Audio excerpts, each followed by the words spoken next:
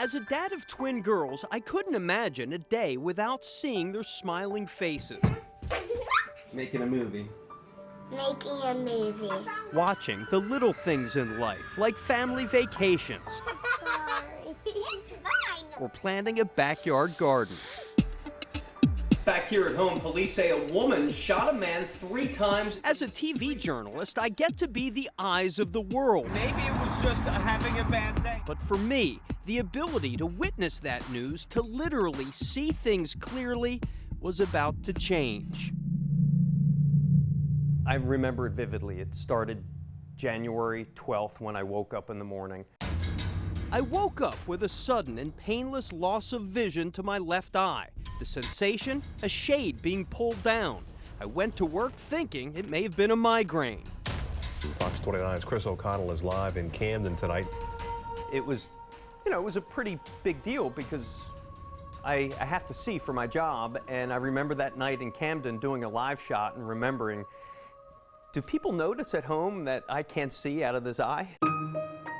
Within 2 days, I was sitting in the chair of Delaware County ophthalmologist Dr. John Raffini. There's a little bit of blood vessel engorgement. It's where my lifelong medical journey would begin. This is called an optic neuropathy, ischemic optic neuropathy. It's an interruption of the blood supply to the optic nerve. Immediately, Dr. Raffini sent me to the specialist at Wills Eye Hospital in Center City.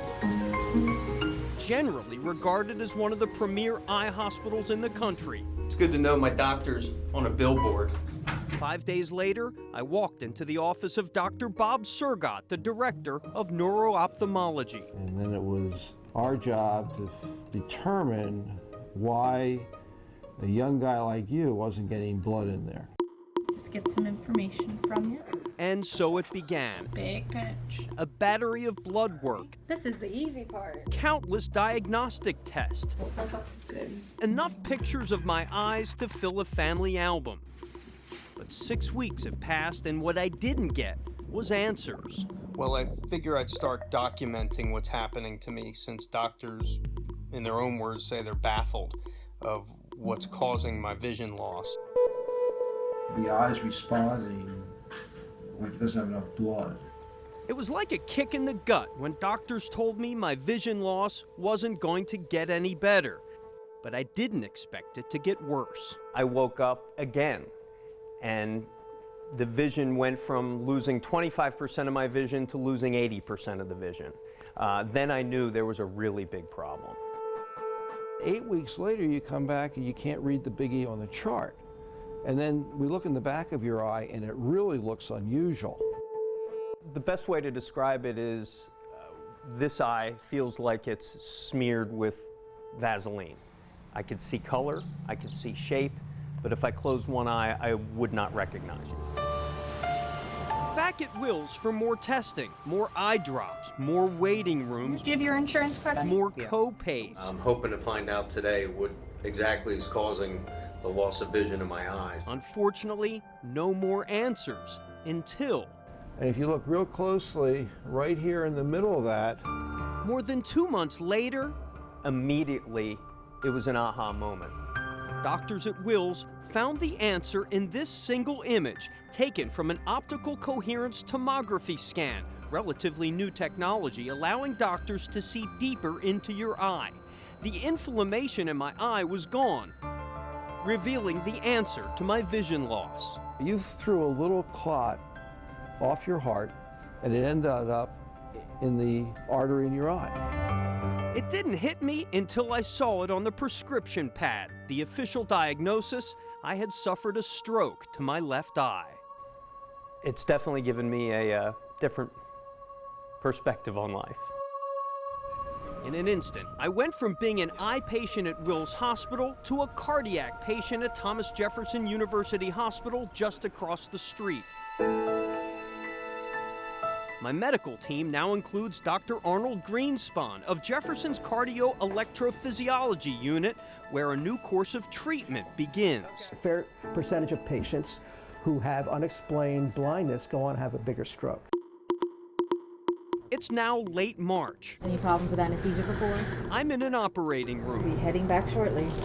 A small army of doctors and nurses I need to relax you, okay? get me prepped for 2 preventative heart procedures.